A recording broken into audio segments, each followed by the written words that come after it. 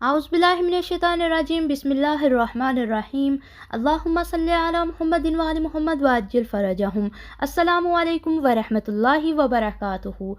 پروردگار عالمین سے دعا ہے کہ اے اللہ اسلام کی حفاظت فرما، پروردگار تمام انسانوں کی حفاظت فرما، جہاں جہاں پر بھی بالخصوص مسلمان بستے ہیں پروردگار تو ان کی حفاظت فرما اور ہم تمام مسلمانوں میں اتفاق پیدا فرما۔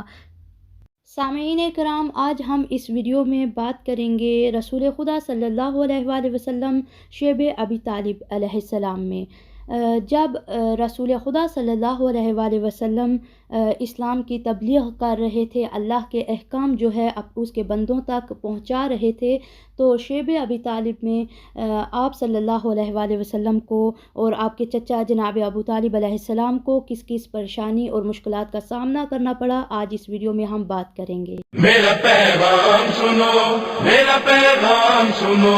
میرا پیغام سنو۔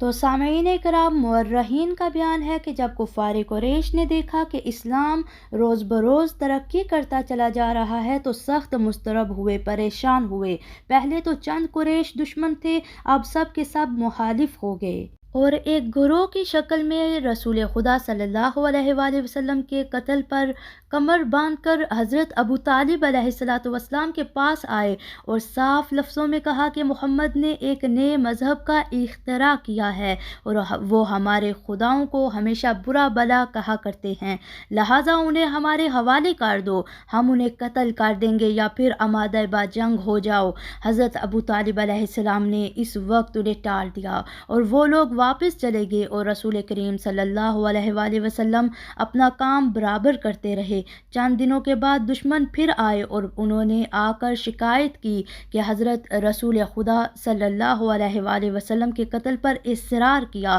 اور حضرت ابو طالب علیہ السلام نے ان حضرت صلی اللہ علیہ وآلہ وسلم سے واقعہ بیان کیا۔ انہوں نے فرمایا کہ اے چچا، میں جو کہتا ہوں کہتا رہوں گا، میں کسی کی دھمکی سے مرعوب نہیں ہو سکتا اور نہ کسی لالچ میں پھنس سکتا ہوں۔ اگر میرے ایک ہاتھ پر آفتاب اور دوسرے ہاتھ پر مہتاب رکھ دیا جائے تب بھی میں تعمیل حکم خداوندی سے باز نہ آؤں گا۔ میں جو کرتا ہوں حکم خدا سے کرتا ہوں، وہ میرا محافظ ہے۔ یہ سن کر حضرت ابو طالب علیہ السلام نے فرمایا کہ بیٹا، تم جو کرتے ہو کرتے رہو، میں جب تک زندہ ہوں تمہاری طرف کوئی نظر اٹھا کر نہیں دیکھ سکتا۔ کچھ عرصے کے بعد بروایت ابن حشام اور ابن اسیر کفار نے حضرت ابو طالب علیہ السلام سے کہا کہ تم اپنے بھتیجے کو ہمارے حوالے کر دو، ہم اسے قتل کر دیں گے اور اس کے بدلے میں ایک نوجوان ہم سے بنی مخزوم میں سے لے لو۔ حضرت ابو طالب علیہ السلام نے فرمایا کہ تم بعید از عقل باتیں کرتے ہو،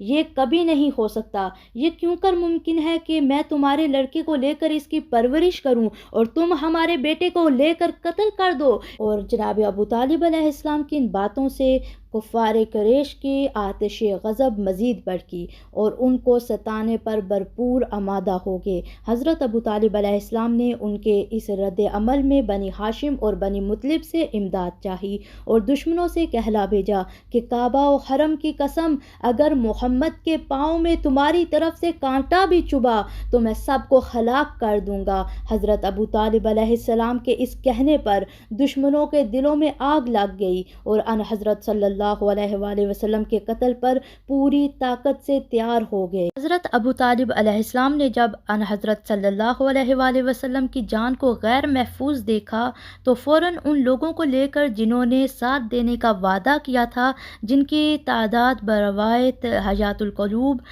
40 تھی،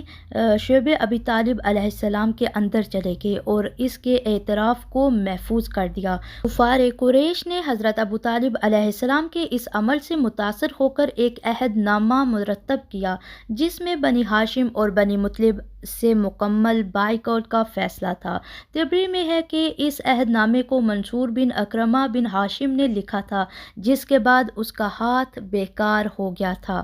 سامعین کرام، تاریخ میں ہے کہ دشمنوں نے شعب ابی طالب علیہ السلام کا چاروں طرف سے بھرپور محاصرہ کر لیا اور انہیں مکمل قید میں مقید کر دیا تھا۔ اس قید سے اہل شعیب پر بڑی مصیبت ڈالی۔ جسمانی اور روحانی تکالیف کے علاوہ رزق کی تنگی نے انہیں تباہی کے کنارے پر پہنچا دیا اور نوبت یہاں تک پہنچی کہ درختوں کے پتے کھانے لگے۔ کچھ کنبے والے اگر چوری چھپے کچھ کھانے پینے کی چیز پہنچا دیتے تو انہیں معلوم ہو جاتا، یعنی کفار قریش کو معلوم ہو جاتا تو سخت سزائیں دیتے۔ اسی حالت میں 3 سال گزر گئے، اور ایک روایت میں ہے کہ جب اہل شعیب کے بچے بھوک سے بے چین ہو کر چیختے اور چلاتے تھے تو پڑوسیوں کی نیند حرام ہو جاتی تھی۔ اس حالت میں بھی آپ صلی اللہ علیہ وآلہ وسلم پر وحی نازل ہوتی رہی اور آپ علیہ السلام کار رسالت انجام دیتے رہے۔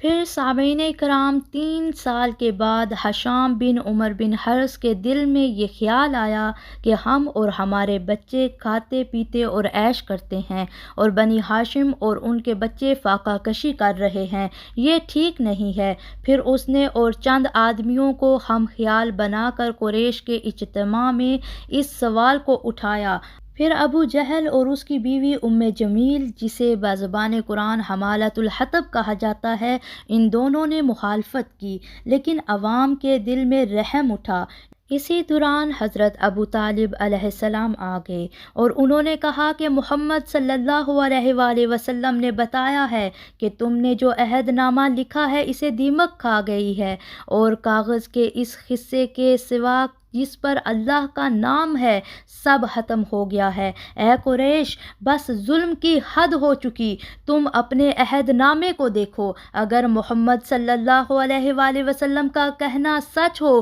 تو انصاف کرو، اور اگر جھوٹ ہو تو جو چاہے کرو۔ سامعین کرام، حضرت ابو طالب علیہ السلام کے اس کہنے پر عہد نامہ منگوایا گیا، اور حضرت رسول کریم صلی اللہ علیہ وآلہ وسلم کا ارشاد اس کے بارے میں بالکل صحیح ثابت ہوا، جس کے بعد قریش شرمندہ ہو گئے اور شیب ابی طالب علیہ السلام کا حصار ٹوٹ گیا۔ پھر سامعین کرام، اس کے بعد ہشام بن عمر بن حرث اور اس کے 4 ساتھی زہیر بن ابی امیہ مخزومی اور مطعم بن عدی ابو الجنتری بن ہشام اور زمہ بن السود بن عبد المطلب بن اسد شیب ابی طالب میں گئے اور ان تمام لوگوں کو جو اس میں محصور تھے ان کے گھروں میں پہنچا دیا۔ سامعین کرام، مورخ ابن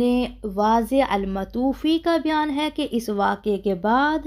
بہت سے کافر مسلمان ہو گئے، اور الحمدللہ سامعین کرام، ہم اس بات پر جتنا اپنے پروردگار کا اللہ سبحانہ و تعالیٰ کا شکر گزار رہیں اتنا کم ہے کہ اس نے ہمیں ایک مومن مسلمان کے گھر پیدا کیا۔ اور آخر میں پروردگار عالمین سے دعا گو ہیں کہ پروردگار تو اسلام کی حفاظت فرما، مسلمانوں کی حفاظت فرما، ہم میں اتفاق پیدا فرما، اور پروردگار عالمین سے دعا ہے کہ اے اللہ ہمیں محمد اور آل محمد علیہ السلام کی سنت اور احکام پر پیرا عمل ہونے کی توفیق عطا فرما۔ اب چین عطا حال کے جزداں ہو بی بی، اور شوق مجھے کہ رات قرآن سے ہو بی بی، تکلیف نہ وسواس کی شیطان سے ہو بی بی، مقبول دعا میری دل و جاں سے ہو بی بی، چھڑوا دو ہمیں غم سے یہی وقت کرم ہے، چھڑوا دو ہمیں غم سے یہی وقت کرم ہے،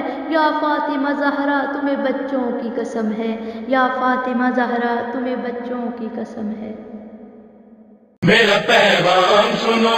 میرا پیغام سنو، میرا پیغام سنو، میرا پیغام سنو۔